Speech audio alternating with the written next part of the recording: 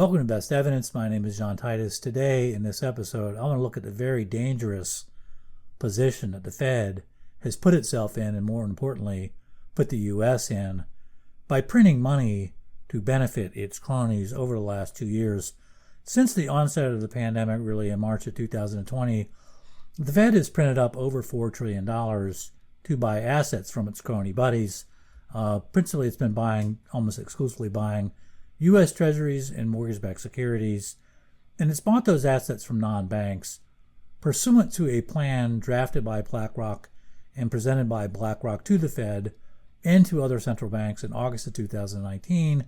I did a video on that called Larry and Karsten's Excellent Pandemic.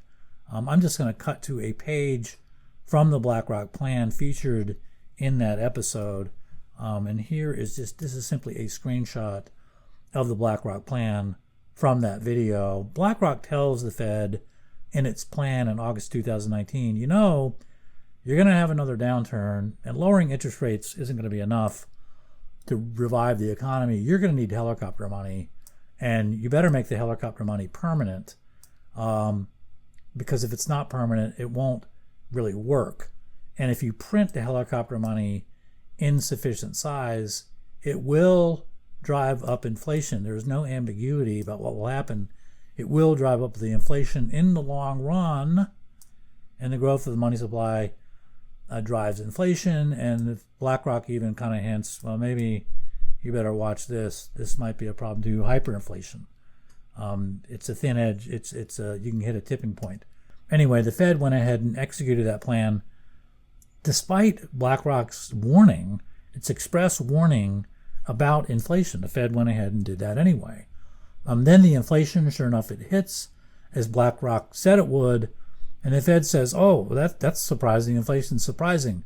Then it changes tacks and says, oh, well, the inflation's transitory. Even though BlackRock's plan, again, expressly said in the long run, right on the surface, on the face of the plan, it says that.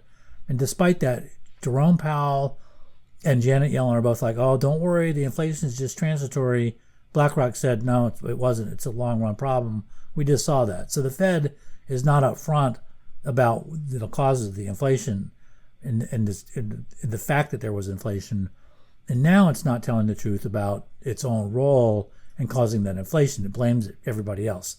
It blames Putin. It blames global warming. It blames supply chain. It blames everything except itself. And what it did. And the inflation is posing a very grave danger as the Fed is trying to reverse course with what it's done and try to cut back that inflation. And we're going to see that in the Fed's own charts. So I'm going to key in on three things in this video. Number one, where exactly the inflation is coming from. Number two, what precisely the Fed did to cause that inflation. And number three, the very real danger of a depression that we're now in, or even worse. Very precarious spot that the U.S. is in right now. In any event, the Fed is now lying about the causes of inflation, as I said, and when asked about its own role in the inflation that's going on in terms of buying assets, it says, oh no, that's not the problem. We only create reserves, and reserves, you silly rube, don't leak out into the economy. They don't get into the normal regular banking system, which is just another Fed lie about what it's done here. Fortunately for us, there is at least one central banker who tells the truth and who came on camera to throw the Fed under the bus where it belongs. And this guy's name, let's cut over to him. This is Mervyn King, and he was the governor of the Bank of England in 2003 to 2013. I think he is Sir Mervyn King now. He's a baron of some sort. In any case, here he is in May of 2020 talking about what central banks like the Fed did when the pandemic was rolled out. And in doing so, he makes it crystal clear that the massive increase in money that came from the Fed wasn't just reserves, it was retail money too, what he calls businesses and households. And I've annotated the key part of this video so that we can track what he says. But let's just roll the clip here and get it going. In March 2020, people argued, well, there's some disruption in financial markets. We better intervene and print money to prevent a collapse of certain financial markets.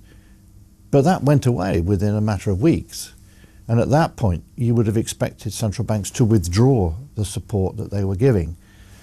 Rather than withdrawing it, they doubled down and did a lot more. And I think if you just print a great deal of money, it was most extreme in the United States, where the Federal Reserve printed money at a rate that was faster than at any point since the Second World War.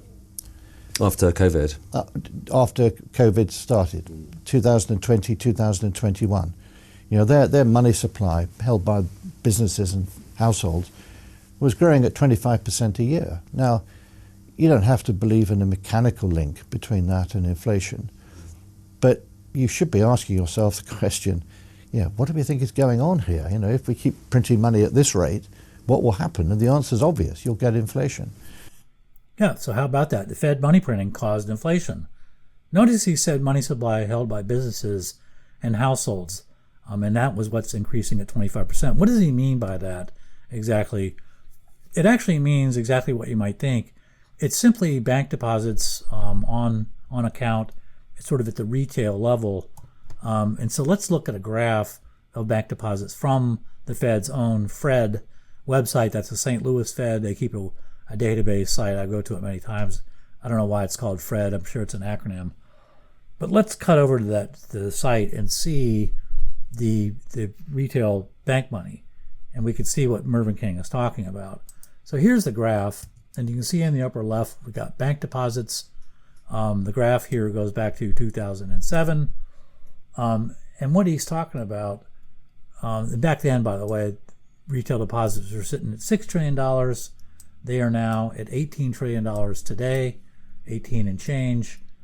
But you could see what Mervyn King is talking about. On March 4th, 2020, bank deposits are sitting at $13.46 trillion. And then exactly 2 years later, on March 2nd, that's as close as we're going to get, $18.12 trillion. That's an increase of 35%.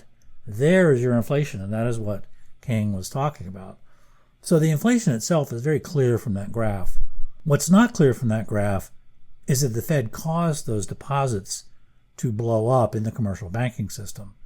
So what we need to do is we need to look at the two major components of bank deposits today. So let me cut back to the graph and we'll take a closer look at this. Like I said, this graph goes back to 2007. To really see what I'm talking about, we're going to need to go to, let's go 15 years farther back. Let me change the date here. Go back to 1992, June 15, exactly 30-year graph now. And there we can see what's going on. I'll show you what's going on. There was a big change. There's a kind of a before and after picture right here. Up until the middle of the global financial crisis, which is this gray bar here, this is the pandemic, this is the dot-com bust here.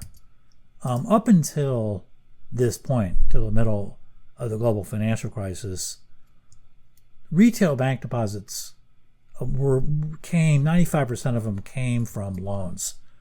And so loans as a percentage of bank deposits looks a lot like that. And if you don't understand why that when banks make a loan, they're not getting the money from a vault, they create that money. That's how new money is introduced into the commercial banking system. If you don't understand that, I have a video called Mommy, Where Does Money Come From, that walks through that process. The bank's creating money out of thin air, just like the Fed creates its version of money out of thin air. But let's cut back to this graph.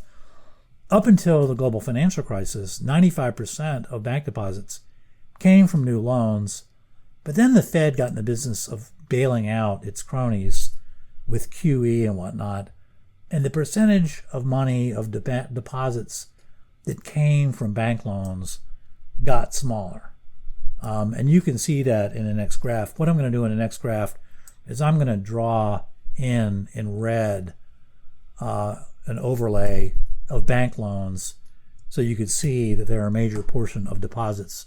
And here is that graph, and there it is. And what you can see here is exactly what I said. Loans accounted for 95%.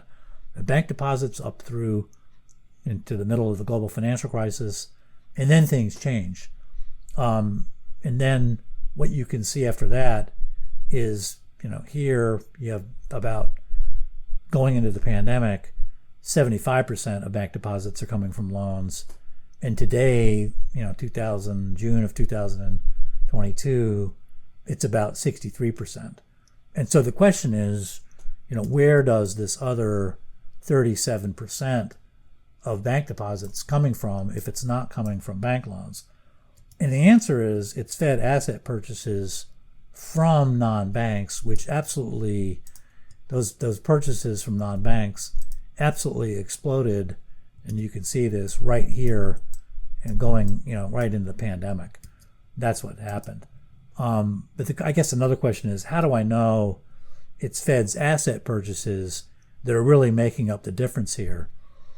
And the answer is, I know because this shape here of the green is very distinct.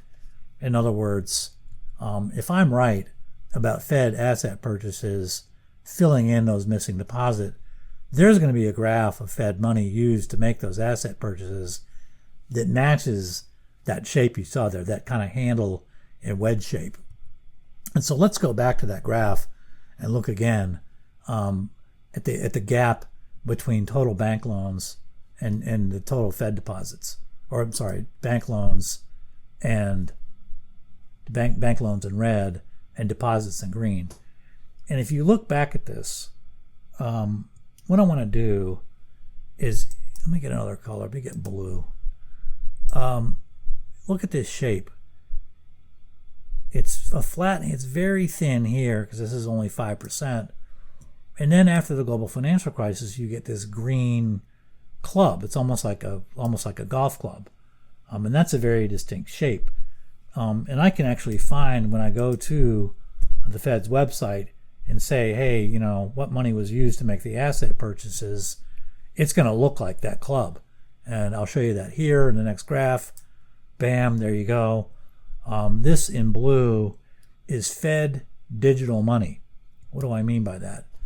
The Fed prints both physical cash and reserves. Reserves are digital, they are electronic. It's really only the electronic money that the Fed is using to make the asset purchases. All the QE, all the asset purchases, large-scale asset purchases that you see here in blue, they're made electronically. They're not made with cash, with physical Federal Reserve notes. So what I've got here in blue is total liabilities divided by 1,000, because the number is reported in millions and bank money is reported in billions. So you got to divide by 1,000 minus, and there's a very tiny minus sign here. Let me zoom in. You can see it better. You can see that little minus there. I've subtracted out liabilities, meaning liabilities, the category of liabilities called Federal Reserve notes. Okay, and I've divided that by 1,000 too, because again, it's reported in millions. We want billions. And that's the result. And you can see the similarity of shapes here as you flip back and forth between the two graphs. There's the blue there, and there's the gap here. That blue that you see in this graph, okay, if you go to this graph here and draw this shape, and then you were to map that shape down onto the x-axis, that's what you're seeing here in blue. And any doubt about that can be put to rest. What I'm going to do next is I'm going to look at all three of these things together. So I'm next going to go to a graph of loans in red plus Fed digital money in blue equals deposits in green, and here you go. There you can see deposits, that gap between bank deposits in green and bank loans in red is coming from the Fed blue. It's coming from the Fed digital money. That is what is making up that difference. That is where the missing deposits are coming from. And you can see that that's true to a very close approximation. I mean, there's some gaps here and here and here, but overall, that's ultimately, there's no doubt that it's the Fed's asset purchases that are making up those missing bank deposits that are not accounted for by loans. And now the question is, how is it exactly the Fed asset purchases are adding to bank deposits, commercial bank deposits? Because as I said earlier, the Fed issues reserves and banks issue bank money. And the Fed says there's no leakage of reserves into the commercial banking system.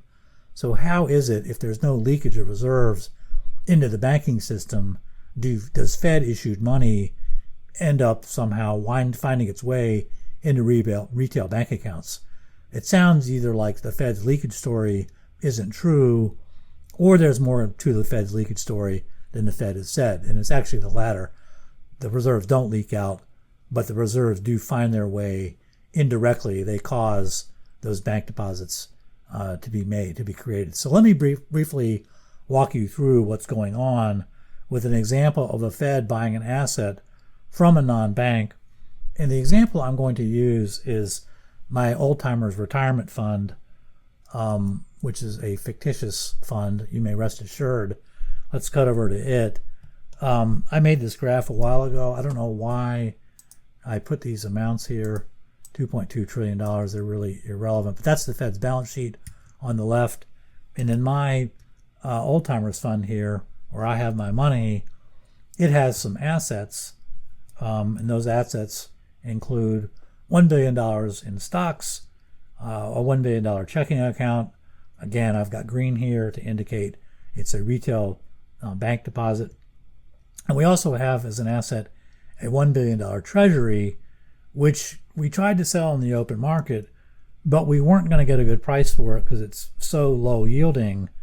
It's hard to get a good price for a low yield treasury in a hot stock market. So what we want to do, we want to sell the treasury to the Fed and have the Fed pay for the treasury. That's going to leave us with a hole on our balance sheet to the tune of $1 billion.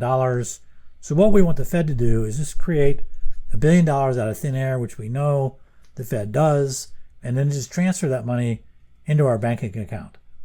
However, the Fed prints reserves and we have bank money. They are two different circuits. So that is not going to work. So how do we make this transaction work? Well, that is where our own bank comes in. We bank at the old-timey bank. We know that's our bank. That is where our $1 billion checking account is sitting. And now we're in a position to complete the transaction, the sale of our bond, of our treasury to the Fed.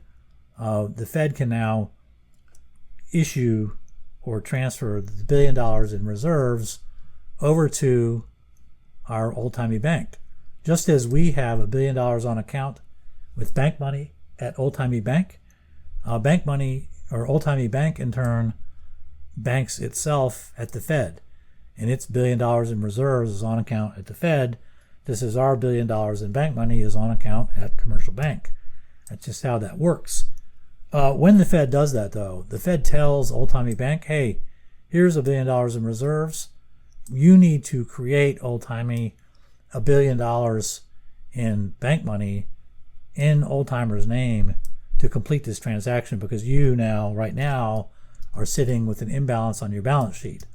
So old-timey bank goes ahead and it creates that account for us in the amount of $1 billion, and thus we can see that the transaction, our sale of the $1 billion U.S. Treasury to the Federal Reserve, is complete. It is a three-way transaction. The net effect here, though, is that even though the Fed is technically right that the $1 billion in reserves didn't directly leak out into our bank account here, we got blocked from doing that because we don't have an account at the Fed. There is no doubt, though, that the creation of the Fed's $1 billion in reserves forced the parallel creation of $1 billion in bank money. And that is exactly what BlackRock was talking about in its plan when it said a direct injection of money into the economy. That's what BlackRock called for, and that's what the Fed did. And so the whole process, though, hinged on the Fed can tell old-timey bank what to do, and in fact it did. It said, old-timey, you're going to take on this $1 billion in reserves and you're going to create this. We order you to do that. The Fed, though, does not have the similar dominion over us. It can't really tell us what to do.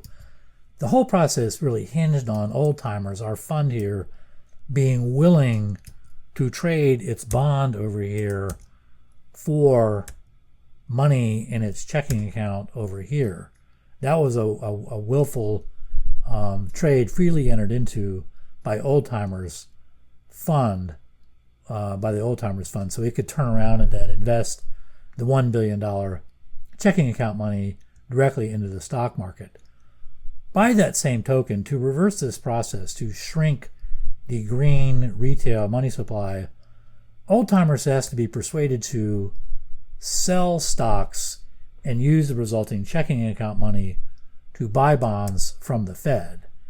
And there is no question that trying to reverse that process, to reverse that transaction, to persuade old timers to now buy, the low-yielding U.S. Treasury, that transaction is going to be greatly facilitated by a declining or even a plummeting stock market, which, as it turns out, is exactly what we have going on right now.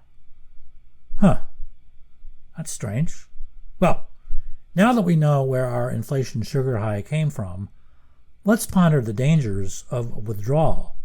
And to do that, what I want to do is to go back to our three-color Fed graph, where we will see the very green pickle that the Fed is now in, now that it's trying to quit its inflation high cold turkey, which the Fed knows that it can't do. And you can see here, color. If you look at the green, it's starting to flatten out here. Okay, I'm going to zoom into this a little bit more. I'm going to stretch out this.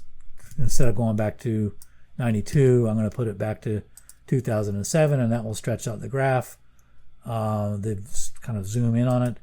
Here you go. The graph is stretched out. You can now see that this retail bank money is flattening out. That supply of money is flattening out there. And that is a very dangerous thing in a debt-based monetary system that relies on the continuous expansion of money and continuous expansion of debt. Let me put some numbers on this, though. You can see here by just dragging this tooltip around, and what we want to look at is this top figure here. This is deposits in all commercial banks. And you can see doing this, if we drag it to, let's go to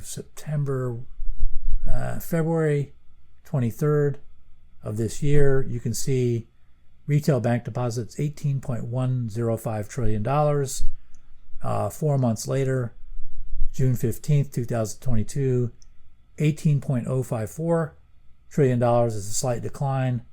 That is actually very reminiscent of what happened back in the global financial crisis. The global financial crisis is here, and if you go back and look at what happened immediately before that crisis, let's just go to Bear Stearns collapsed around March, basically the Ides of March, and you can see that on March 26th, the retail bank money supply then is $6.825 trillion, and then 4 months later, July 30th, it's $6.833 trillion. So it barely ticked up at all. It flattened, just like it flattened over here.